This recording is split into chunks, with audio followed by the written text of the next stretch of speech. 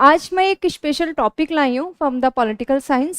This is useful for every student, उन सभी students के लिए बहुत यूजफुल है जो कि रिसेंटली जो अपकमिंग जो अपने 12th के एग्ज़ाम आ रहे हैं, क्योंकि उसमें जो MCQs आते हैं, जो अदर जो क्वेश्चंस आते हैं, उनमें भी इस टॉपिक से एक अच्छा प्रोपोर्शन आता है।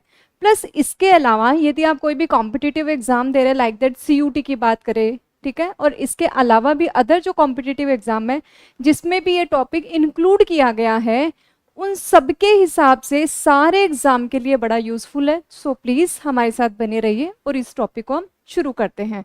तो today's topic is end of bipolarity. इसका क्या मतलब है? मतलब आप देख ही रहे हैं, द्विध्रुवीयता का अंत। ये जो टॉपिक है वो है हमारा इंटरनेशनल का, IR का, इंटरनेशनल रिलेशन की। IR में कैसी कैसी चीज़ें हुई, जैसे इंटरनेशनल की बात करें हम, एवरी जो कंट्री है उसका अपना कॉन्सेप्ट है, अपना कॉन्स्टिट्यूशन है, अपनी फॉरेन पॉलिसी है, ठीक है। तो लेकिन आज का जो चीज़ें हैं वो क्या है? ग्लोबलाइजेशन है, वैश्वीकरणता के ऊपर हमने कदम सभी ने आगे उठा लिया है।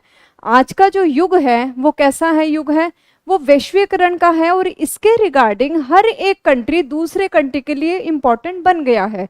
तो हमारे लिए ना केवल सिर्फ अपनी कंट्री का हो कि हमारी कंट्री में क्या चल रहा है, क्या उनकी पॉलिसीज है, किस तरीके से उनकी इकोनॉमी कर रही है, कि अब इतना ही इम्पोर्टेंट हमारे लिए दूसरे देश की कंट्री का अध्ययन करना भी रहा है। इसका एक और रीज़न भी है, क्योंकि हम एक वैसे कहा भी जाता है कि कोई भी एक जो चीज़ है या कोई भी कंट्री, कोई भी पर्सन हमेशा परफेक्ट नहीं होता, इसलिए हर एक देश का दूसरे देशों से संबंध है, और उन संबंधों के आधार पर ही जो दूसरे देशों के साथ जैसा भी कुछ घटित हो रहा है उसका फर्क हम पे भी पड़ता है।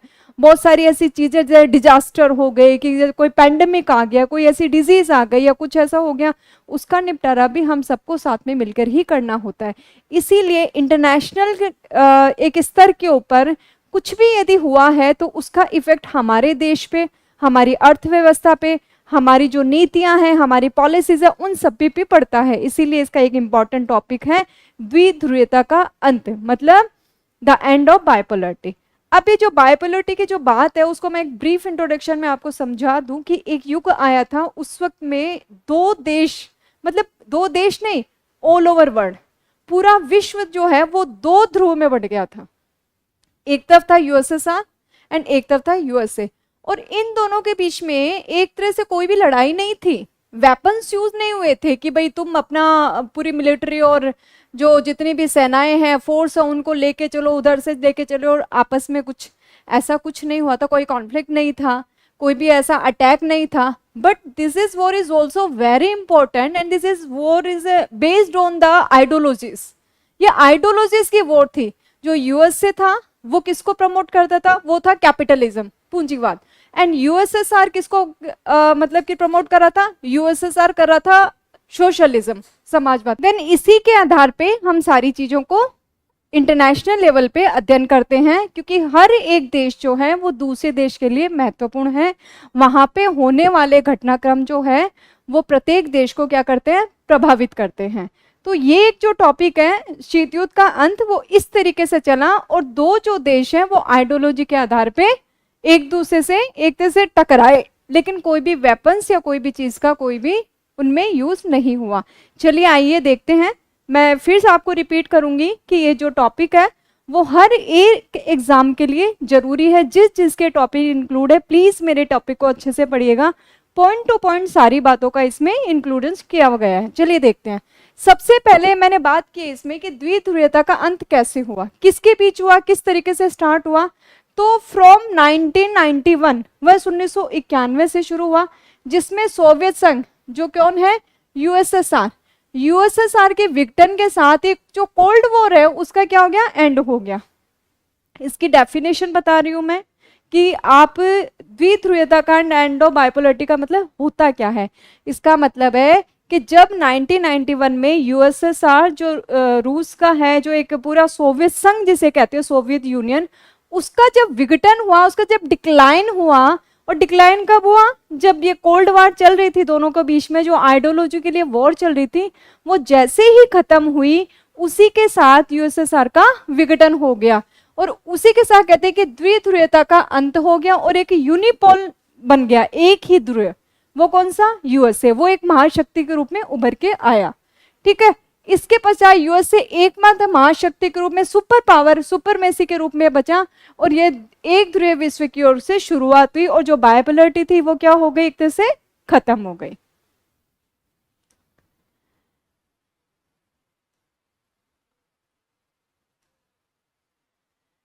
फिर है कि शीत युद्ध क्या था। हम बात कर रहे हैं कि एक तरह से जब बायपोलर की बात कर रहे हैं तो उसमें हम बात करेंगे कि शीत युद्ध क्या था। अब शीत युद्ध जिसके लिए हम बार बार कह रहे हैं कि शीत युद्ध के अंत के साथ ही इन सबकी अंत हो गया, यूएसएसआर का खत्म हो गया, ये जो बायपोलरिटी वाला खत्म हो गया। तो शीत युद्ध क्या था? What is cold war? तो कोल्ड वॉर क्या था कि जब सेकेंड वर्ल्ड वॉर हुआ उसके बाद जब संयुक्त राज्य अमेरिका मतलब यूएसए और जो सोवियत यूनियन है उनके बीच में कुछ इंपॉर्टेंट पॉलिटिकल एंड आइडियोलॉजी, जिसकी मैं बार बार बात कर रही हूँ, ठीक है। तो पॉलिटिकल एंड आइडियोलॉजी जिसमें यूएसए किसको प्रमोट कर रहा है? कैपिटलिज्म को, मतलब पूंजीवाद। और यूएसएसआर ये किसको प्रमोट कर रहा है? सोशलिज्म को, जिसका मतलब है समाजवाद। जो पूंजीवाद है वह हमेशा निजी संपत्ति मतलब प्राइवेटाइजेशन पे ज्यादा जोर देता है और समाजवाद है उसके सेंटर में हमेशा सोशल रहा है, मतलब समाज, समाज के लोग, राज्य, ये सारा उनका ये कहना है कि व्यक्ति अपनी क्षमताओं के अनुसार एज ए कैपेसिटी वर्क करे, क्षमताओं के अनुसार कार्य करे, अपनी एज ए नीड ऑफ कितना ग्रहण करे, जितनी नीड हो, जितनी आवश्यकता हो ग्रहण करे, बाकी सारा किसके लिए छोड़ देते हैं? पूरे समाज के लिए छोड़ दे। एक तरह से वो एक अपन कह सकते हैं कि पब्लिक वेलफेयर की बात करते हैं। बट यूएसए का जो कैपिटलिज्म है वो ये कहता है कि व्यक्ति की संपत्ति, व्यक्ति जो कार्य करके जो अर्न कर रहा है वो उसका खुद का है, वो प्राइवेटाइजेशन पे जोर देते हैं और ये सोशलाइजेशन पे जोर देते हैं। बस इन्हीं आइडियोलॉजी के बीच में दोनों लड़ाइयां थी और अपने आसपास के जितने भी कंट्रीज थे उनको अपनी आइडियोलॉजी से इन्फ्लुएंस करके अपनी आइडियोलॉजी को वहां पे स्प्रेड करने का काम कर रहे थे। Okay, got it. तो इस प्रकार इनके बीच में दो गुट बन गए और ये गुट कूटनीति, वैचारिक, सैनिक, प्रचारात्मक, ये सारी चीजों में क्या कर देते? एक दूसरे से कॉम्पिटिशंस करने लग गए। ठीक है, ये दो विचारधाराएं थी जो मैंने रिसेंटली बताई थी, पूंजीवाद मतलब capitalism for the USA and साम्यवाद या समाजवाद जो है वो किसका है? यूएसएसआर का, मतलब सोवियत यूनियन का। इन दोनों में काफी अच्छा कॉन्फ्लिक्ट था, संघर्ष था, जिसमें दोनों महाशक्ति अपनी अपनी विचारों को बढ़ाना चाहती थी। अब सोवियत प्रणाली, what is the system of the Soviet, उनकी प्रणाली क्या थी, किस तरीके से ये बना, कैसे अस्तित्व में देखते हैं। सोवियत गणराज्य मतलब जो रिपब्लिक कंट्रीज थे सोवियत के, सोवियत ने अपने पास के जो भी कंट्रीज थे उनमें ये जो आइडियोलॉजी उसका स्प्रेड किया और वो उनके फॉलोअर बन गए एक तरह से। तो ये कहने जाए कि ये सारे जो उसके गणराज्य है मतलब रिपब्लिक स्टेट है वो।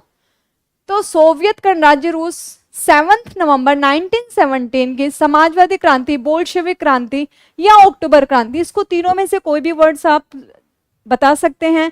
आपके एग्जाम में तीनों में से भी कोई भी वर्ड आता है तो उसका मीन्स एक ही होगा। किस किस का?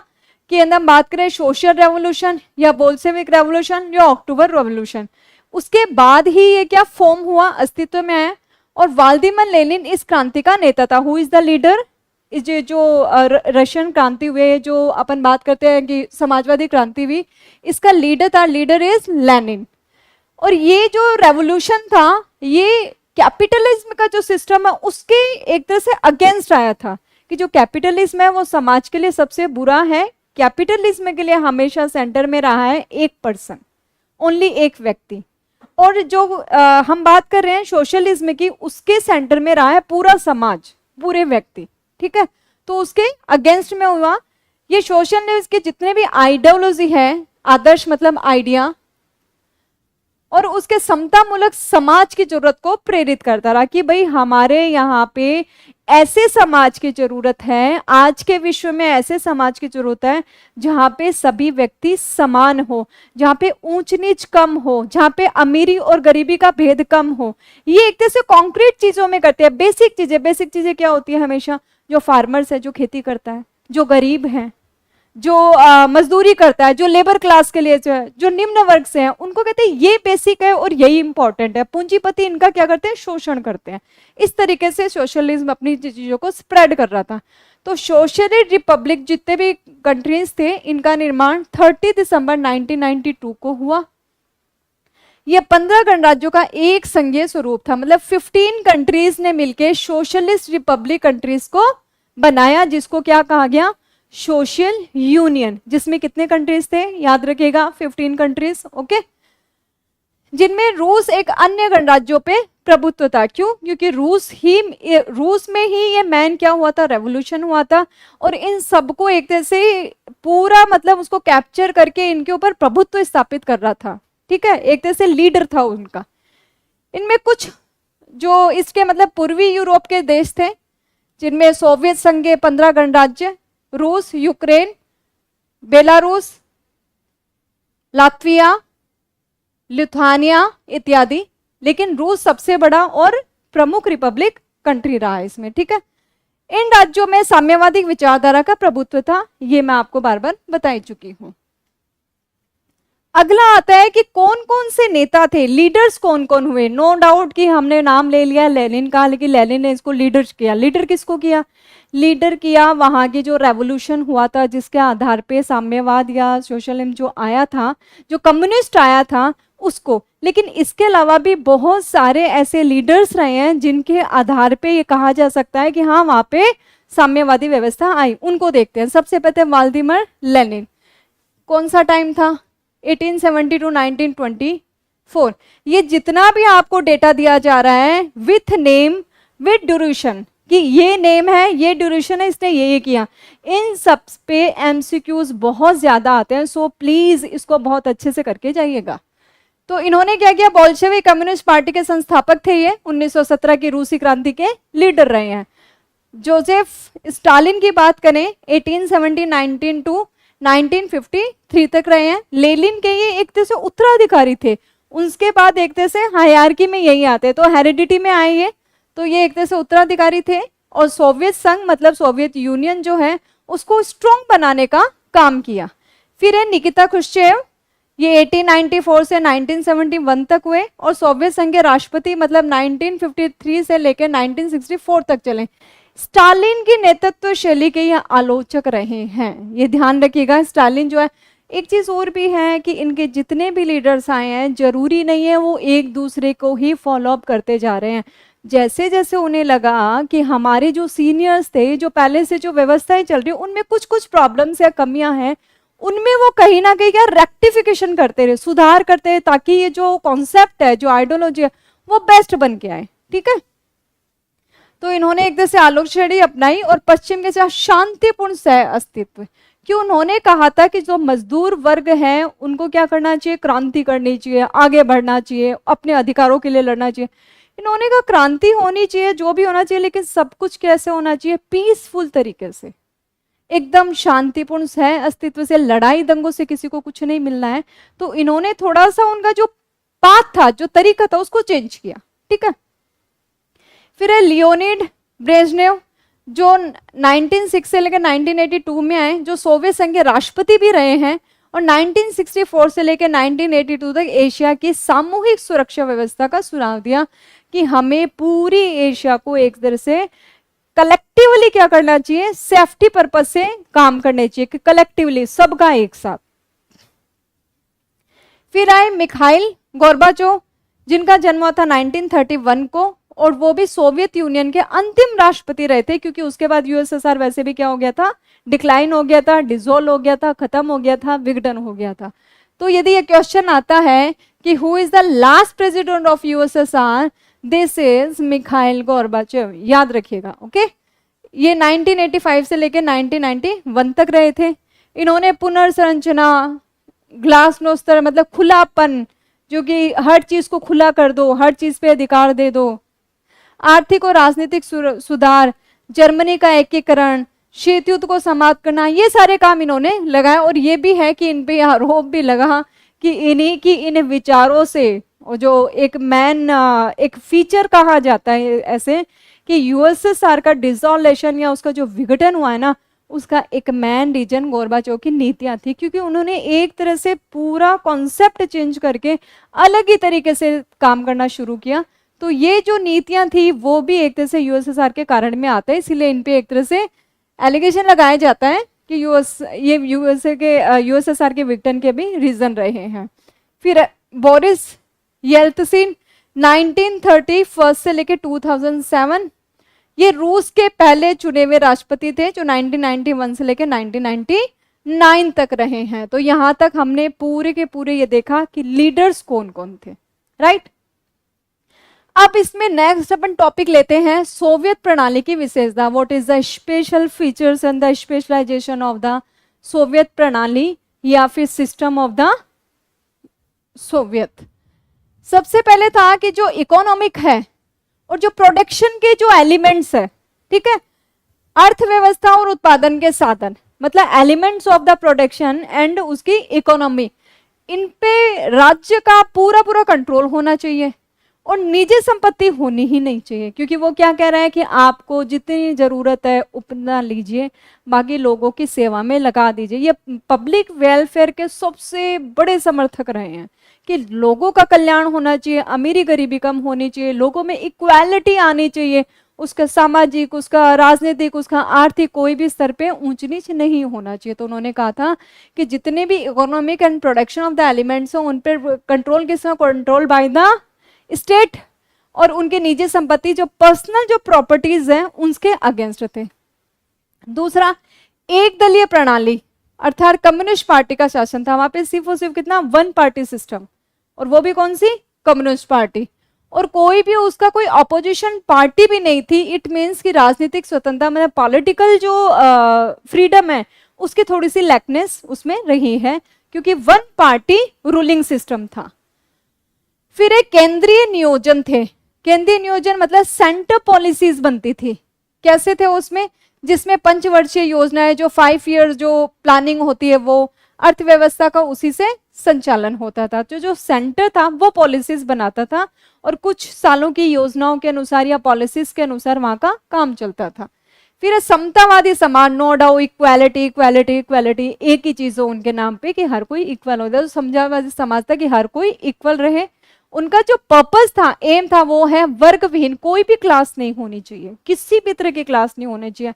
ना द क्लास, इट मीन्स कि not only the ground of the castration, not only ground of the economic but also socially and political, all over manner, कि सामाजिक, आर्थिक, राजनीतिक हर तरीके से किसी भी प्रकार का वर्ग नहीं होना चाहिए कि ये बड़ा वर्ग है, ये छोटा वर्ग है, ये मध्यम है, सब वर्ग विहीन समाज, नो क्लास, कोई क्लास नहीं है, सब एक ही क्लास में है, ऐसा वाला सीन वो चाहते थे।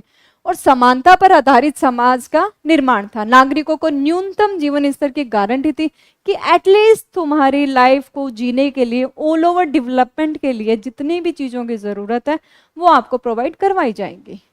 फिर पूंजीवादी विचारधारा का विरोध था, ये उनके मेन कॉन्सेप्ट में आते हैं। फिर है सोवियत प्रणाली की अर्थव्यवस्था यूएसए के बाद सर्वाधिक विकसित अर्थव्यवस्था थी। नो डाउट यूएसए था, उस लीड कर रहा था, लेकिन वो उसको पूरी टक्कर देने के लिए तैयार खड़ा था। लेकिन उसके बाद यदि किसी की सॉलिड इकोनॉमिक कंडीशन थी तो वो थी यूएसएसआर की। संचार प्रणाली, जो कम्युनिकेशन सिस्टम, एंड आपको बताऊं कि संचार प्रणाली, वहां की औद्योगिक प्रणाली जो मतलब हम मान सकते हैं फैक्ट्री वगैरह, मतलब वहां पे सुई से लेके बड़ी बड़ी मशीनें तक वो खुद ही प्रोड्यूस करते थे, उनका प्रोडक्शन खुद का ही था। और संचार प्रणाली तो इतनी शानदार थी, स्टिल नाउ अब तक है, अभी तक पूरे विश्व का सबसे लंबा रेलवे ट्रैक, ध्यान रखिए क्या, लॉन्गेस्ट रेलवे ट्रैक कहां का है, रूस का, रशिया। सबसे लंबा रेलवे ट्रैक आज भी कहां का है, रूस में ही है। तो संचार प्रणाली बहुत अच्छी थी, इसीलिए गुड्स को मतलब सामान को यहां से यहां लाना, आयात निर्यात, मतलब कहीं भी कोई भी थी, इंपोर्ट एक्सपोर्ट करना, ये सब उनके लिए इजी था क्योंकि वो उनके लिए काफी उन्नत और अच्छी थी। जो विशाल ऊर्जा के संसाधन है, जो एनर्जी के जो रिसोर्सेज है वो बहुत अच्छे थे उनके पास, जैसे कि आप बात कर सकते हैं मिनरल ऑयल की या आयरन की, स्टील की, मशीनरी जितना भी प्रोडक्शन था वो मैं ऑलरेडी बता चुकी हूँ, सुई से लेके बड़ी से बड़ी मशीनें बनाने का उनके पास अच्छा खासा प्रोडक्शन था। इसके अलावा जो डोमेस्टिक जो कंज्यूमर थे, है ना, किसकी बात कर रहे हैं, घरेलू उपभोक्ता उद्योग, कौन से, डोमेस्टिक कंज्यूमर, जितने भी उद्योग थे, जितने भी वो बिजनेस कर रहे थे वो काफी अच्छे थे। इनमें उत्पादित वस्तुएं पश्चिमी देशों की गुणवत्ता कम थी। एक तरह से देखा जाए, एक चीज मैं यहीं पे थोड़ा सा क्लियर कर लूं, गुणवत्ता क्वालिटी की बात करते हैं, है ना। एक्चुअली उन लोगों ने ऐसा किया कि जितने भी हमारे सपोर्टिव देश हैं, जितने भी रिपब्लिक से बन के जो रिपब्लिशन जो बना था जो यूएसएसआर, उनका ये था हम ज्यादा से ज्यादा चीजें थे। अब वो मैक्स टू मैक्स के चक्कर में क्वालिटी गिरती रही। ये भी एक बहुत बड़ा रीजन रहा है यूएसएसआर के डिक्लाइन का, ये याद रखिएगा, ठीक है, आप नोट कर लीजिएगा प्लीज, इस स्लाइड में नहीं है, कि उन्होंने गुणवत्ता मतलब क्वालिटी कम होने लग गई थी, लेकिन उन्होंने क्वांटिटी पे जोर दिया, ज्यादा से ज्यादा दो, ज्यादा से ज्यादा दो। जैसे स्वास्थ्य है तो जैसा हॉस्पिटल खुलवाओ, बट हॉस्पिटल में एसेसरीज कितनी है, कि डॉक्टर्स किस लेवल के हैं, उनको थोड़ा सा उन्होंने कॉम्प्रोमाइज में डाल दिया। तो क्वालिटी की बजाय उन्होंने क्वांटिटी पे जोर दिया, यही उनके लिए एक तरह से लूज पॉइंट बन गया आगे जाके। चलिए फर्दर देखते हैं क्या हुआ। फिर सोवियत प्रणाली में व्याप्त कमियां। अब जो यूएसएसआर का जो कॉन्सेप्ट था उसमें कमियां क्या क्या थी। राजनीतिक रूप से एक तरह से ब्यूरोक्रेसी बहुत ही स्ट्रांग हो गई, क्योंकि एक ही वन पार्टी सिस्टम था, वो पूरा काम कर नहीं सकते एक अकेला जो पार्टी के सिस्टम, तो सारे के सारे नौकरशाही ब्यूरोक्रेसी वो करते थे। नौकरशाही आप जानते हैं, ब्यूरोक्रेसी अपने तरीके से ही काम करती है। तो ब्यूरोक्रेसी काफी स्ट्रांग हुई, जिसके रिजल्ट क्या निकले कि सोवियत जो सिस्टम था उसमें वो सत्तावादी हो गई एक तरह से, कि ठीक है हम शासन करें, हमारा राज, हम काम करें ना करें प्रॉपर, उस तरीके से था। तथा नागरिकों का जीवन क्या हो गया, एक तरह से काफी टफ हो गया, काफी एक तरह से जटिल सा हो गया कि अब हम क्या करें, कहाँ जाएं, किसको बोले। वो कह रहे हैं हम आपको चीज दे रहे हैं, हम आपको सुविधाएं दे रहे हैं, पर वो कह रहे हैं कि एक्चुअल में हमें जितना चाहिए उतना उस तरीके से नहीं मिल रहा है। यदि आप हमें अनाज दे रहे खाने को, लेकिन उसकी क्वालिटी अच्छी नहीं है, उसका प्रोसेस सही नहीं है, तो प्लीज आप उसको सुधारिए। तो इस तरीके से इसमें कमियां नजर आई। आप बात करते हैं कि जो लोकतंत्र व अभिव्यक्ति की स्वतंत्रता नहीं थी, बिल्कुल भी नहीं थी। एक पार्टी सिस्टम था, उनको ये लगता था हम आपके लिए सबसे बेहतर करें, आपको बोलने की जरूरत ही क्या है। तो फ्रीडम नहीं थी, एक्सप्रेशन की फ्रीडम नहीं थी, डेमोक्रेसी नहीं थी। इसके अलावा राजनीतिक विरोध को दबाया गया कि पॉलिटिशियन के अगेंस्ट यदि कुछ भी बोला जा रहा है तो उसको चुप करवा दिया जाता था, कि हम आप ही के लिए लड़ रहे हैं, अभी तो हम एक तरह से आपको एक महाशक्ति बनाने के ऊपर जा रहे हैं, सो प्लीज आप हमारे अगेंस्ट मत बोलिए। फिर वही चीज कि एक दलीय प्रभुत्व, वन पार्टी, जिससे अन्य राजनीतिक विचारों का अभाव रहा, कि जो सोशलिज्म जो सोचता था, जो कम्युनिस्ट पार्टी सोचती थी सोशलिज्म के लिए, वही सही हो गया, उसका दूसरा कोई कॉन्सेप्ट या दूसरा कोई फेस आया ही नहीं। केंद्रीकृत नियोजन था, अर्थव्यवस्था के विकास को अवरुद्ध किया गया, राष्ट्र आर्थिक विकास व तकनीक में पिछड़ गया। बिल्कुल आर्थिक विकास और तकनीकी टेक्नोलॉजी के रिसोर्सेज बहुत थे, लेकिन उनकी चीजों को स्प्रेड करने वाला नहीं था।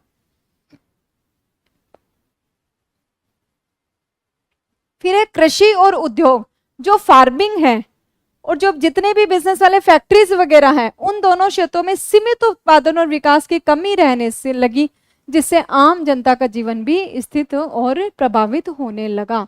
तो ये सारे रीजन थे एक तरह से उनकी एक तरह से कमियां, क्रिटिसिज्म रही है। अब बात करते हैं वे feature some elements and feature of the responsible to decline the Soviet Union. Soviet संघ के विघटन के उत्तरदायी कारण रेस्पॉन्सिबल जो एलिमेंट्स है, फीचर्स है, वो क्या कह रहे हैं, किन वजह से उनका डिक्लाइन हुआ। हालांकि थोड़ा थोड़ा हम डिस्कस कंटिन्यू करते जा रहे हैं, फिर भी एक सीक्वेंसली मैं इस चीज को बताऊं, इनकेस इनमें से कोई भी क्वेश्चन ऐसा आता है तो आप इन ऑप्शंस को अच्छे से चूज कर सके। फर्स्ट ऑफ ऑल, आर्थिक रूप से सोवियत संघ की अर्थव्यवस्था गंभीर संकट में, नो डाउट उन्होंने ज्यादा देने के चक्कर में। अच्छा एक और मैं तो आप छोटी सी स्टोरी यही बताती हूँ कि जैसे उन्होंने क्या किया आइडियोलॉजी के स्प्रेड करने के चक्कर में, क्योंकि यूएस से अफगानिस्तान पे अपना हक जमा रहा था, उन्हें लगा कि मैं कर लूं, तो यूएसएसआर ने काफी टाइम तक, लंबे टाइम तक क्या किया, अफगानिस्तान में अपनी सेनाएं रखी। वहां के लोगों का खर्चा, उन सेना का खर्चा, यहाँ सेना भेजना, वहां सेना भेजना, उन सब का खर्चा, ये इतना बड़ा, मतलब एक तरह से अफगानिस्तान में अपनी आइडियोलॉजी की स्प्रेड करना, अपना प्रभुत्व जमाना, वो एक बहुत बड़ा एक जैसे रीजन रहा है डिक्लाइनेशन का। यदि वो नहीं होता तो फिर भी शायद ऐसा नहीं होता। लेकिन दो दो देश, एक अपना और एक अफगानिस्तान, इन दोनों का खर्चा आर्थिकता सीधा सीधा किसके ऊपर आया? एक तरह से यूएसएसआर पे आया। तो अफगानिस्तान युद्ध में अर्थव्यवस्था को कमजोर कर दिया। फिर राजनीतिक रूप से गोरबाचोव की नीतियां जो हम डिस्कस कर ही चुके हैं वो थोड़ा सा डिफरेंट थी। इवन राजनीति में हम ये भी दे सकते हैं कि उन्हें डेमोक्रेसी नहीं थी, या उनको एक्सप्रेस अपने विचारों की अभिव्यक्ति नहीं थी, उनके विरुद्ध बोलने के अधिकार नहीं थे, या फिर कोई दूसरी पार्टी नहीं थी जो अपने आइडियोलॉजी को बता सके। तो ये भी पॉलिटिकल पॉइंट रहे हैं इसके लिए।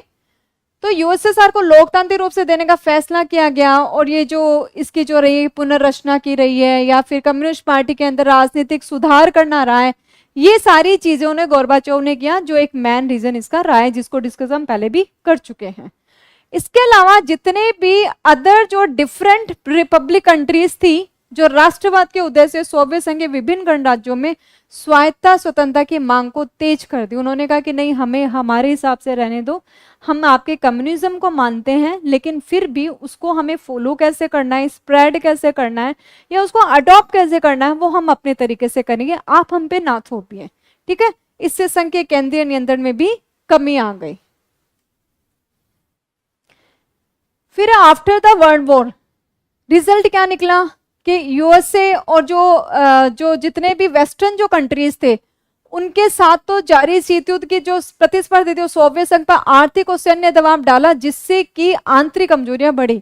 मतलब शीत युद्ध के जो परिणाम हुआ, जो रिजल्ट हुआ, उसके बाद हुआ क्या कि यूएसए और वेस्टर्न कंट्री तो सभी साथ हो गए एकदम, और उनसे एक तरह से कंपैरिजन और कंपटीशन के चक्कर में यूएसएसआर घटता गया कि उनसे वो कितना लड़ता, वो सब साथ हो गए। यहाँ पे जो पश्चिमी देश थे, यहाँ पे देखिए जो इतने जितने भी पश्चिमी देश थे वो साथ हैं, और यूएसएसआर के पूर्वी देश है वो कह रहे हैं कि हमें भी तो स्थान चाहिए, यहाँ पे वन पार्टी सिस्टम है, हम बोल नहीं सकते, हमारे पास हमारे कुछ एक्सप्रेशन का भी जरिया नहीं, तो वो उनसे अलग होने लगे, और ये सब एक थे, जिसके परिणाम स्वरूप भी ये लोग बहुत कमजोर हो गए। एक चेरनोबिल एक परमाणु आपदा आई थी 1986 में।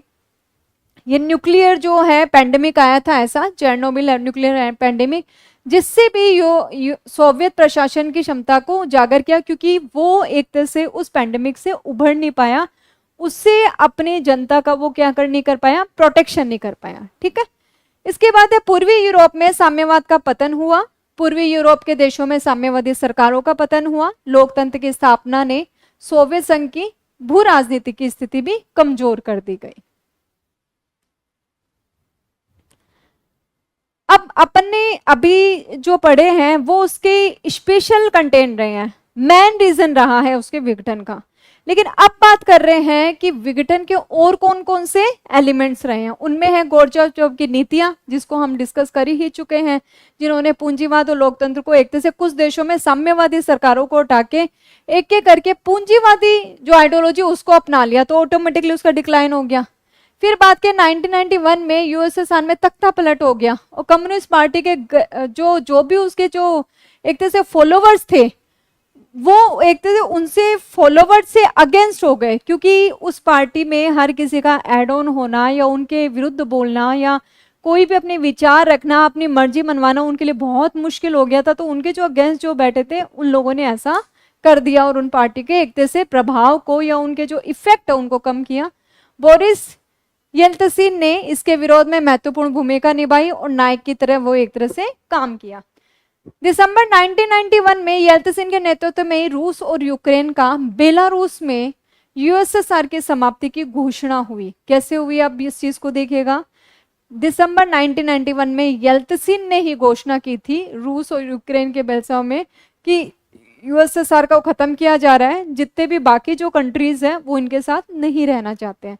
यूएसएसआर के विघटन के साथ ही कॉमनवेल्थ और इंडिपेंडेंट स्टेट का गठन हुआ। कॉमनवेल्थ जो अभी भी चल रहा है, आप लोगों ने और कुछ सुना नहीं सुना, लेकिन इतना तो सुना होगा कि कॉमनवेल्थ के गेम्स हो रहे हैं, तो वो वही है जो सारे लोग मिलके बना रखा है। और इसमें कुल कितने 9 मेंबर्स जो कंट्रीज है वो कौन कौन से हैं देख लीजिएगा। कई बार इनमें नाम आ जाते हैं, इसलिए मैंने यहाँ पे नेम भी मेंशन किए हैं। Armenia, Azerbaijan, Belarus, Kazakhstan, Kyrgyzstan, Moldova, रूस, तजाकिस्तान एवं उज्बेकिस्तान आदि। ठीक है, इनसे कॉमनवेल्थ बना यूएसएसआर टूटने के बाद में। इसका पर्पस क्या था कि इन सदस्यों के माध्यम से आर्थिक, राजनीति में, इकोनॉमिक, पॉलिटिकल और जो मिलिट्री जो एरिया है, जो सैन्य मामले हैं, उनको आपस में सहयोग करे। सैन्य मामलों में, आर्थिकता में और राजनीति में ये देश आपस में सहयोग करेंगे। रूस को यूएसएसआर का उत्तराधिकारी माना गया और इसे संयुक्त राष्ट्र, उसके बाद जो स्थापना हुई वो है यूएन, संयुक्त राष्ट्र की स्थापना हुई, सुरक्षा परिषद में स्थायी सीट मिली, परमाणु शक्ति संपन्न देश का उसे दर्जा मिला, रूस को भी एक अच्छी स्थिति प्राप्त हुई और यूएसएसआर की अंतर्राष्ट्रीय संधियों को निभाने की जिम्मेदारी भी रूस को मिली। अब यूएसएसआर के विघटन के बाद जो बना वो क्या था? रूस, मतलब रशिया। रशिया के बारे में बात बताया गया कि यूएसएसआर का एक तरह से उत्तराधिकारी कौन बना? रूस बना, जिसको संयुक्त राष्ट्र संघ में सुरक्षा परिषद में स्थायी सीट मिली और परमाणु शक्ति संपन्न देश का दर्जा मिला क्योंकि उनके पास थे। एंड यूएसएसआर को अंतर्राष्ट्रीय संधियां निभाने के लिए भी जिम्मेदारी रूस को दी गई। क्लियर? अब अपन एक तरह से देख लीजिए टाइमलाइंस, पूरा घटनाक्रम किसका? सोवियत संघ के विघटन का, जिसको मैंने पॉइंट टू पॉइंट, टुकड़ों टुकड़ों में हर चीज बताई है। अब एक तरह से पूरा टाइमलाइन जो जितने अभी कुछ हुआ है, जितने भी घटनाक्रम हुए, उसको अपन एक सीक्वेंस में पढ़ लेते हैं। देखिए, मार्च 1985 में मिखाइल गोर्बाचोव सोवियत संघ की कम्युनिस्ट पार्टी जो थी उसके महासचिव, उसके जो मैन जो हेड सेक्रेटरी थे वो चुने गए। बोरिस येल्त्सिन को रूस की कम्युनिस्ट पार्टी का हेड बनाया गया और सोवियत यूनियन में सुधारों की श्रृंखला शुरू की गई। सबसे पहले 1985 से स्टार्ट। आफ्टर इट 1988 में लिथुआनिया के आजादी के लिए एक तरह से आंदोलन शुरू हुआ। ठीक है, और एस्टोनिया और लातविया में भी ये चीज फैल गई है, वहीं के पास की जो कंट्रीज हैं उनके नेम है। अक्टूबर 1989 में सोवियत संघ ने घोषणा की कि वार्सा समझौते, जो वार्सा पैक्ट और वार्सा समझौते जो हुए थे यूएसए एंड यूएसएसआर के लिए, तो वार्सा समझौते के सदस्य अपना भविष्य तय करने के लिए स्वतंत्र है कि वो अपनी मर्जी से अपना भविष्य डिसाइड करें कि वो किस तरफ जाना है, कौन सी नीति अपनानी है। नवंबर में बर्लिन की दीवार गिरी, ये बहुत बड़ा इंपॉर्टेंट है, बहुत बड़ा कॉन्सेप्ट है ये। 1991 में बर्लिन की जो दीवार थी वो खत्म कर दी गई। फरवरी 1990 में गोर्बाचोव ने सोवियत संघ ड्यूमा के चुनाव के लिए बहुदलीय राजनीति की शुरुआत की कि ठीक है, अभी तक कैसा दल था? ओनली वन पार्टी, है ना? अभी तक वन पार्टी था। कौन से था? कम्युनिस्ट था, समाजवादी। अब उन्होंने एक तरह से दूसरा दल बनाया और बहुदलीय राजनीति की शुरुआत की। सोवियत सत्ता पर कम्युनिस्ट पार्टी का 72 वर्ष पुराना एकाधिकार समाप्त हो गया। अब यदि कहा जाए या क्वेश्चन आए कि कितने साल रहा, तो कितने साल रहा वन पार्टी सिस्टम वहां पे? 72 ईयर्स। ठीक है, फिर जून 1990 में रूसी संसद ने सोवियत संघ से अपनी स्वतंत्रता की घोषणा की। मार्च 1990 में लिथुआनिया ने स्वतंत्रता की घोषणा करने वाला पहला सोवियत गणराज्य बना कि मैं यूएसएसआर से स्वतंत्र हो रहा हूं। ये पहला एक तरह से राज्य बना। जून 1991 में येल्त्सिन का कम्युनिस्ट पार्टी से इस्तीफा दिया गया, रूस के राष्ट्रपति बने। अगस्त 1991 में कम्युनिस्ट पार्टी के गरमपंथी जो भी उसके एक तरह से अगेंस्ट थे ने गोर्बाचोव के खिलाफ एक असफल तख्तापलट किया।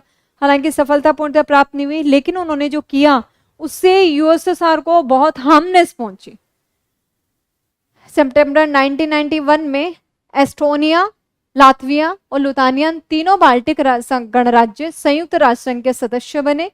मार्च 2004 में उत्तर अटलांटिक संधि संगठन में शामिल हुए। दिसंबर 1991 में रूस, बेलारूस और यूक्रेन ने 1992 की सोवियत संघ के निर्माण से संबंध संधि को समाप्त करने का फैसला किया और स्वतंत्र राष्ट्रों का राष्ट्रकुल बनाया गया। Armenia, Azerbaijan, Moldova, Kazakhstan, Kyrgyzstan, Tajikistan, Turkmenistan और उज्बेकिस्तान राष्ट्रकुल में शामिल हो गया। जॉर्जिया 1993 में राष्ट्रकुल में शामिल हुआ, जॉर्जिया बाद में आया है। ठीक है, और उसका सदस्य बना। संयुक्त राष्ट्र संघ में सोवियत संघ की सीट भी रूस को मिल गई, ये पहले ही मेंशन हो चुका है। फिर 25 दिसंबर 1991 में गोर्बाचोव ने सोवियत संघ के राष्ट्रपति के पद से इस्तीफा दिया और सोवियत संघ का अंत हो गया, क्योंकि गोर्बाचोव क्या थे, उसके लास्ट प्रेसिडेंट थे। ठीक है, ये जितनी भी इंफॉर्मेशन थी उसकी डिटेल मैं इसलिए थोड़ा नहीं बता रही हूँ क्योंकि ये सिर्फ और सिर्फ फैक्चुअल चीजें हैं कि किस सन में क्या हुआ, इसको आपको अच्छे से याद रखना है, अपने माइंड में सेट रखना है। एक पूरा का पूरा ग्राफ बना लीजिएगा। अभी मैं आपको एक तरह से ये यूं मान लीजिए वन शॉट वीडियो है जिसके अंदर मैं इंपॉर्टेंट सारे पॉइंट आउट कर रही हूँ। जब ये हमारे यहाँ पे जब डिटेल क्लास बताई जाएंगी, डिटेल क्लास दी जाएंगी, तो आपको धीरे धीरे इन सब का और भी अच्छे से एक्सप्लेनेशन मिलेगा। चलिए, फिर है सोवियत संघ के विघटन के परिणाम। What is the result of the decline of the Soviet union, उसके रिजल्ट देख लेते हैं। सबसे पहले first of all the end of the cold war simply, and after it की जो कैपिटलिज्म है एंड जो कम्युनिज्म है, मतलब कि जो सोशलिज्म है, उनके जो बीच में, उनके बिटवीन क्या थे, एक तरह से आइडियोलॉजी का जो कॉन्फ्लिक्ट था वो एक तरह से खत्म हो गया, क्योंकि ऑलरेडी घट चुका है तो एक ही चीज बच गई। और ये पूंजीवादी उदारवादी प्रणाली की जीत हुई कि वो लिबरलिज्म, कैपिटलिज्म एंड लिबरलिज्म जिसको वो स्प्रेड करते हैं, उनको जीत हासिल मिल गई।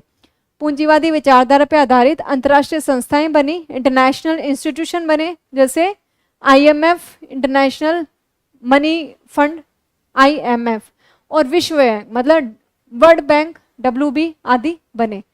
राष्ट्रों के मध्य हथियारों की होड़ समाप्त हो गई। ज्यादा से ज्यादा लोग लड़ नहीं रहे थे, हथियार लेके निकले नहीं, लेकिन उनको स्टोर कर रहे थे कि देखो हमारे पास इतने हैं, तुम हमसे डरो और हम तुमसे डरे, वैसी कंडीशन थी।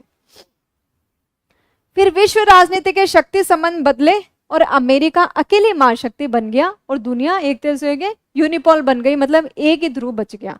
एक ध्रुव विश्व में नवीन मतलब नए तरीके से और समकालीन उसमें जितने भी जो कौन से मुद्दे थे, कौन से टॉपिक्स रहे जो वैश्विक थे, जो एक जैसे ग्लोबल थे, ठीक है, जो वर्ल्ड वाइड थे, जैसे कौन कौन से, जिसमें बात करते हैं ह्यूमन राइट्स, मानव के अधिकार कैसे हो और कैसे सुरक्षित है, टेररिज्म की बात थी या एनवायरनमेंट की बात थी। इन मुद्दों पर चर्चाएं चलने, मतलब USSR खत्म हो गया, कम्युनिस्ट या कैपिटलिज्म को एक तरह से दरकिनार कर दिया गया, अब नई चीजें आनी शुरू हो गई। उसके बाद वो सब खत्म हो गया, कोल्ड वॉर खत्म हो गया, बर्लिन की दीवार गिर गई, USSR का विघटन हो गया, सब हो गया। लेकिन इसके बाद कैसे हुआ, इन कुछ स्पेशल जो इंस्टीट्यूशन है उसको बना, अमेरिका महाशक्ति बन गया और इन मुद्दों पे चर्चाएं शुरू हो गई। इस तरह से राजनीतिक रूप में क्या हुआ, एक में लिबरलिज्म और डेमोक्रेटिक चीजों को अपनाना शुरू हो गया।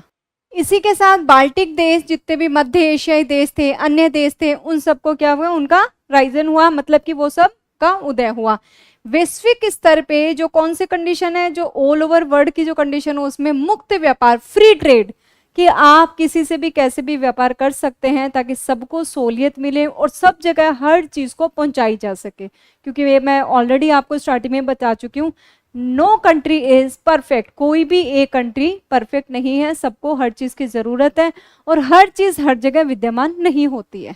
ठीक है, तो इसको अपनाना जरूरी हो गया। पूंजीवादी व्यवस्था अपनाने के लिए वित्तीय खुलापन आया, मुद्राओं की आपसी परिवर्तन और मुक्त व्यापार की नीति को अपनाया गया। जो रूसी जो करेंसी थी वो रूबल में गिरावट आ गई। रूसी जो करेंसी है, वहां की मुद्रा है, जैसे अपने यहाँ का रुपया है, वैसे वहां की करेंसी है कौन सी, रूबल, उसमें एक तरह से डिक्लाइनेशन आ गया और मुद्रास्फीति बढ़ गई, जिससे नागरिकों की बचत समाप्त हो गई, सामूहिक खेती की प्रणाली समाप्त हो गई, सकल घरेलू उद्योग भी एक तरह से घट गए। तो एक तरह से जब USSR का विघटन हुआ उसके साथ साथ जो USSR के जो नागरिक है उनके जो स्टैंडर्ड ऑफ द लिविंग है या जो पैसा है वो धीरे धीरे घटता गया क्योंकि उसकी करेंसी घट गई। ठीक है, फिर एक चीज की बात करते हैं हम, शॉक थेरेपी।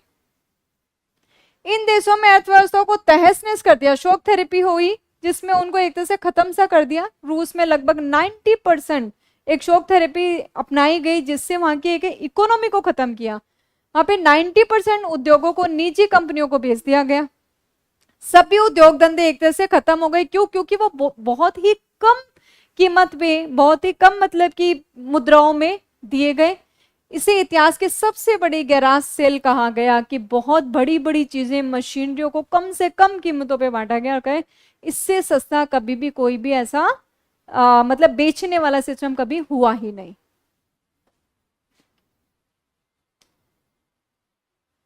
शॉक थेरेपी का एक्चुअल में जो वर्ड मीनिंग है वो क्या है, आघात पहुंचाकर उपचार करना, हीलिंग बाय द अटैक। कि पहले आप उसको अटैक करो फिर उसका हील करो। तो यह आर्थिक सुधारों का वह मॉडल था जिसे सोवियत संघ के विघटन के बाद रूस, मध्य एशिया के गणराज्य और पूर्वी यूरोप के देशों ने साम्यवाद से पूंजीवाद को अपनाने के लिए किए गए सुधार थे कि अब हम इन चीजों को सुधार करें, इन चीजों को हीलिंग करने के लिए कुछ स्पेशल अटैक किया जाए, कुछ स्पेशल ऐसे किया गया ताकि हमें उसकी गुंजाइश बचे कि हम कैसे जिए। तो शॉक थेरेपी की विशेषताएं थी क्या थी? संपत्ति पर निजी स्वामित्व को मान्यता देना कि हाँ भाई निजी संपत्ति भी हो सकती है, सारा समाज का नहीं होगा। इवन हमारे इंडिया में भी कैपिटलाइजेशन नहीं है, इवन हमारे सोशलिज्म है, फिर भी जब 1991 में जब इसकी बात कर रहे हैं हम, ये यूएसएसआर का विघटन हुआ, तब भी हमारे जो प्रधानमंत्री रहे थे जो मनमोहन सिंह जी थे, जो हमारे बीच में भी नहीं है, तो उन्होंने इस चीज को प्राइवेटाइजेशन पे जोड़ दिया। इसीलिए आज के टाइम में देखा जाए तो सिर्फ वो सिर्फ न्यूक्लियर बॉम्ब को छोड़ के हर एक चीज के ठेके जा रहे हैं, हर एक चीज को सार्वजनिक जगह एक तरह से सेंट्रलाइजेशन या प्राइवेटाइजेशन किया गया है उनका। ठीक है, तो इस तरीके से इस नीति का पालन किया गया। यूएसएसआर में सम्मिलित 15 गणराज्य थे। कौन कौन से थे इसकी हम बात कर लेते हैं। सबसे पहले रूस खुद, Uzbekistan, Kazakhstan, Kyrgyzstan, Tajikistan, Turkmenistan, Lithuania, Latvia, Ukraine, Belarus, Georgia, Azerbaijan, Moldova, Armenia तथा एस्टोनिया। उसर प्लीज बार बार इनको रिपीट में ला रहे हैं कि इनको ध्यान रखिएगा, इनसे रिलेटेड एमसीक्यूज आते हैं। फिर सोवियत विघटन के पश्चात क्या कंडीशन थी? जब सोवियत रूस का जब विघटन हो गया उसके बाद कंडीशन थी, रूस के 2 गणराज्य चेचन्या और दागिस्तान में हिंसक अलगाववादी आंदोलन जो थे वो चल पड़े। मास्को जो रूस का ही था उसमें चेचन विद्रोही, और उससे निपटने के लिए मानवाधिकारों का काफी अच्छे से उल्लंघन किया गया। मानवाधिकार कहते हैं कि एक मानव होने के नाते आप उनके कुछ स्पेशल एंड बेसिक जो राइट्स है उनको नहीं छीन सकते, उनकी भी एक तरह से धज्जियां उड़ा दी गई। मध्य एशियाई देश तजाकिस्तान में 2001 तक गृह युद्ध चला। नागोर्नो में कराबाख अजरबैजान का क्षेत्र जो कहलाता था, उसके कुछ स्थानीय अर्मेनिया लोग अलग होकर अर्मेनिया से मिलना चाहते थे, और उसी के साथ जॉर्जिया में अपना ही एक गृह युद्ध चालू हो गया। देखा जाए तो आप इस चीज को देखिए कि उसके विघटन के बाद यूएसएसआर में हर जगह क्या हो रहे हैं, एक तरह से गृह युद्ध हो रहे हैं, लड़ाई हो रही है, कोई अलग हो रहा है, कोई बिलख रहा है, कोई कह रहा है मेरी जरूरतें ही पूरी नहीं हो रही, आप लोगों ने क्वालिटी को तो खत्म कर दिया, क्वांटिटी भी पूरी नहीं हो रही क्योंकि अफगानिस्तान को और तुम लोगों ने गोद ले लिया। इस तरीके से चीजें बड़ी खराब हो गई थी। मध्य एशियाई गणराज्यों में हाइड्रोकार्बोनिक जो पेट्रोलियम की बात कर रहे हैं वो संसाधनों के विशाल भंडार है, जिसने इस क्षेत्र को आर्थिक लाभ तो दिया, मगर बाहरी ताकतों और तेल कंपनियों की आपसी स्पर्धा, मतलब जो कंपटीशन था, उससे इसको बहुत ही नुकसान पहुंचाया। फिर एक क्षेत्र में अमेरिकी सैनिक ठिकाने बनाकर अफगानिस्तान में इराक के युद्ध में प्रयोग किए गए। रूस इन राज्यों को अपना निकटवर्ती देश बताया कि नियरेस्ट एक तरह से फॉरेनर है ये। ठीक है, विदेश मानता है, यह चाहता है कि रूस के प्रभाव में ये रहे। चीन के क्षेत्र में जो मिनरल जो ऑयल है, उनके जो रिसोर्सेज हैं, उनके कारण ही ये हित जो है वो जुड़े रहे। पूर्वी यूरोप में चेकोस्लोवाकिया शांतिपूर्ण के 2 भाग थे, चेक व स्लोवाकिया, ये 2 में बंट गया। ठीक है, पूर्वी यूरोप में जो चेकोस्लोवाकिया वो चेक एंड स्लोवाकिया 2 में बंट गया। 1991 में यूगोस्लाविया, बोस्निया हर्जेगोविना, स्लोवेनिया तथा क्रोएशिया में टूट गया। मतलब ये जो गोसा था वो बोस्निया, हर्जेगोविनिया, स्लोवेनिया और क्रोएशिया, इस तरीके से ये बंट गया। यहाँ पे नाटो को हस्तक्षेप करना पड़ा। नाटो जो कहता है कि एक तरह से सैनिक संगठन ही माना गया था उस वक्त, नाटो और सीटो, ये 2 प्रमुख सैनिक संगठन बने थे जब कोल्ड वॉर चला था। इन्होंने हस्तक्षेप करके यहाँ पे शांति स्थापना करवाई। फिर है भारत और पूर्व साम्यवादी देश, इंडिया का कैसा संबंध रहा है? जो पूर्व जो कम्युनिस्ट जो कंट्रीज थे उनसे कैसा रहा है? पूर्व में साम्यवादी रह चुके सभी देशों के साथ भारत के अच्छे गुड रिलेशंस रहे हैं। भारत रूस संबंधों का इतिहास आपसी विश्वास व सांझे इतिहास का, हितों के इतिहास का रहा है। इसी के साथ बात करें कि तब से लेके वर्तमान तक भारत और रूस के कैसे संबंध रहे हैं। दोनों देश बहुध्रुवीय विश्व की कामना करते हैं कि ऐसा नहीं होना चाहिए कि एक ही बाइपोलर हो या यूनिपोलर हो, सबके पास पावर होनी चाहिए, मतलब भूध्रुवीय बहुत सारे लोगों के पास पावर को स्प्रेड करना चाहिए, किसी एक या दो के पास नहीं होना चाहिए। 2001 में भारत रूस सामरिक समझौते पर हस्ताक्षर किए गए। कौन से समझौते पर? सामरिक समझौते पर, एक एग्रीमेंट पर। वह 80 द्विपक्षीय दस्तावेज पर हस्ताक्षर हुए। भारत को कश्मीर, ऊर्जा आपूर्ति, आतंकवाद से संबंधित सूचनाओं के आदान प्रदान, उनको सूचनाओं को एक से देना, इंपोर्ट एक्सपोर्ट का काम किया गया। पश्चिमी एशिया में पहुंच बनाने तथा चीन के साथ संबंधों में भी एक बैलेंस बनाने का एक तरह से उनको फायदा मिला। तो यूएसएसआर या यूं मान लो कि रशिया और जो एक तरह से इंडिया है, उनका जो आपसी संबंध है वो इससे शुरू से काफी अच्छा रहा है, जिसको भारत को भी काफी फायदा हुआ। एक चीज और कि रूस भारत का सबसे बड़ा हथियार को देने वाला रहा, वेपन्स, हथियार, सबसे ज्यादा न्यूक्लियर जो चीजें दी है वो किसने दी है भारत को? रूस ने दी है, रशिया ने। भारत ने अपने हथियार आयात का कौन सा भाग 36% किससे करता है? रूस से करता है।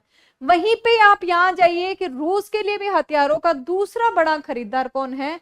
इंडिया। तो एक तरह से न्यूक्लियर पावर की बात कर लीजिए या हथियारों की बात कर लीजिए, भारत मैक्सिमम जो पार्ट है वो कहां से लेता है? एक तरह से रशिया से लेता है। रूस भारत का तीसरा बड़ा पेट्रोलियम आपूर्तिकार देश रहा है, पेट्रोलियम यहीं से आ रहा है। रूस ने भारत के अंतरिक्ष उद्योग के लिए क्रायोजेनिक रॉकेट दे के भी काफी मदद की है। परमाणु व वैज्ञानिक परियोजनाओं में भी दोनों देश का साझेदार रहा है। अब भारत व यूएसएसआर की बात करें, पहले तो हमने देखा कि इन दोनों के बीच में रिलेशंस कैसे थे। अब इस एक सिनेरियो में भी देखते हैं कि आर्थिक सहयोग के रूप में यूएसएसआर ने भिलाई, बोकारो एंड विशाखापट्टनम के जो स्टील जो फैक्ट्रीज थी तथा भारत के जो हैवी इलेक्ट्रॉनिक्स जैसे मशीनें, संयंत्र वगैरह, इनके लिए आर्थिक सहायता प्रदान की कि आप स्टील के यहाँ पे लगा दीजिए, मतलब फैक्ट्रीज लगा दीजिए, बड़े बड़े कारखाने लगाइए, या कि मशीनरी से रिलेटेड, तो उनको काफी सहायता मिली एवं रुपये व रूबल में व्यापार किया, क्योंकि हमारी करेंसी क्या है? रुपया, और रूस की क्या है? रूबल। इन दोनों में उन्होंने काफी अच्छा ट्रेड मारा। उसके बाद राजनीतिक रूप से बात करें, अपन पॉलिटिकल स्तर पे बात करें, तो यूएसएसआर ने कश्मीरी मामले पर यूएनओ में हमारी काफी साइड ली कि नहीं, भारत यहाँ पे सही है, और भारत का समर्थन भी किया। वहीं 1971 में पाकिस्तान के साथ युद्ध में भी उन्होंने काफी हमारी हेल्प की, आइडियोलॉजी के तरीके से, इकोनॉमिक के तरीके से, और वैश्विक स्तर के स्तर पे भी हमारे ही वो साइड रहा है। फिर है जो सैन्य है, जो मिलिट्री है, उसके हिसाब से जो फोर्सेस है उसमें यूएसएसआर ने सैन्य टेक्नोलॉजी को भारत को दी, व सैन्य उपकरणों का निर्माण हेतु भी संयुक्त उपकरण स्थापित किया। फॉर एग्जाम्पल ब्रह्मोस मिसाइल का उत्पादन दोनों देशों ने मिलकर, जो ब्रह्मोस हमारे लिए बहुत ही एक बड़ा अचीवमेंट है, वो रशिया के सपोर्ट से ही भारत और रशिया दोनों ने बनाया है, क्योंकि वैसे भी वहां पे मैं बता चुकी, कम्युनिकेशन या यूं मान लीजिए जो संचार के साधन है, जो ये चीजें मशीनरी, वो वहां पे बहुत ही अच्छी पावरफुल है, वहां पे अच्छे रिसोर्सेज हैं। संस्कृति रूप से हिंदी फिल्म और भारतीय संस्कृति सोवियत संघ में लोकप्रिय है, लोग काफी वहां पे रेस्पेक्ट करते हैं हमें भारतीय लोगों का। यूएसएसआर के विघटन के बाद भी उज्बेकिस्तान, जो मध्य एशियाई गणराज्य कहलाता है अब, के लोगों ने भारतीय फिल्मों व अभिनेता जो एक्टर्स हैं उनको लेके काफी ज्यादा पॉपुलैरिटी दिखाई है कि वो लोग हमारे यहाँ के एक्टर्स, हमारे यहाँ के फिल्म मेकर्स उन फिल्मों को काफी पसंद करते हैं। अब है लास्ट की बर्निल की दीवार का गिरना, और इवन बर्निल की दीवार के गिरने के साथ ही ये सारों चीजों का खत्म हो गया। बर्निल की दीवार गिरी, इधर से end of the world war हुआ, फिर यूएसएसआर का विघटन हुआ, और फिर ये सारी चीजें चेंज हो गई। तो शीत युद्ध का सबसे बड़ा ये क्या है, एक तरह से सिंबल रहा है, द बिगेस्ट सिंबल इज बर्निल की दीवार का गिरना। ये पश्चिमी जर्मनी पूंजीवादी दुनिया तथा पूर्वी जर्मनी मतलब साम्यवादी दुनिया, एक तरह से कैपिटलिज्म की जो दुनिया थी, कैपिटलिज्म वर्ड, और एक सोशलिज्म कम्युनिस्ट वर्ड, इन दोनों को क्या अलग करती थी। बर्निल की दीवार थी जिसमें इधर से कैपिटलिज्म की एक तरह से वर्ड था, और इधर जो कम्युनिस्ट मान लीजिए या सोशलिज्म मान लीजिए, इनका एक वर्ड था, तो इनके बीच की दीवार थी। ये जैसे ही गिर गई, दोनों आपस में क्या हुआ, एक तरह से मिक्सअप हो गए। और ये दीवार कैसी थी, 150 किलोमीटर लंबी ये दीवार 28 वर्षों तक खड़ी रही। 9 नवंबर 1989 को पूर्वी जर्मनी के लोगों ने इसे गिरा दिया। ये साम्यवादी खेमे की समाप्ति की शुरुआत थी कि अब हमें ऐसा कुछ नहीं करना कि कैपिटलिज्म है, कि ये मतलब ये सोशलिज्म है या कम्युनिस्टिज्म है, हमें इस दायरे से, इन जो डिवाइडेशन है इन सबसे क्या करना है, इससे बाहर निकलना है। इसके साथ ही इस घटना के बाद सोवियत खेमे में शामिल पूर्वी यूरोप के 8 देशों ने साम्यवादी शासन को बदल डाला और यह सब आम जनता के सामूहिक कार्रवाई के दबाव में हुआ। तो ये जनता की कार्रवाई के दबाव में हुआ। और एंड ऑफ द बाइपोलरिटी के साथ क्या क्या हुआ, फिर से रिवाइंड कर लेते हैं। बर्लिन की दीवार गिरी, शीत युद्ध का अंत हुआ। जो बाइपोलर था वो यूनिपोलर में बना, मतलब एक ही विचारधारा पूंजीवादी एक तरह से डोमेनियन टाइप में बच गई कि मैं ही सुपरमेसी हूं, मैं ही पावर हूं। उसी के आधार पे यूएसएसआर का विघटन हो गया, यूएस से बना, बाकी लोग जो है वो अपने अपने तरीके से, जो मैंने आपको बहुत सारी जगह बताया, ऐसे ऐसे डिवाइड हो गए। तो इस तरीके से जो बाइपोलर वाला है, एंड ऑफ द, एक तरह से बाइपोलर या अंत हो गया किसका, द्विध्रुवीयता का। आई थिंक सो आप सभी को ये पसंद आया होगा। आज के लिए इतना ही। Thank you so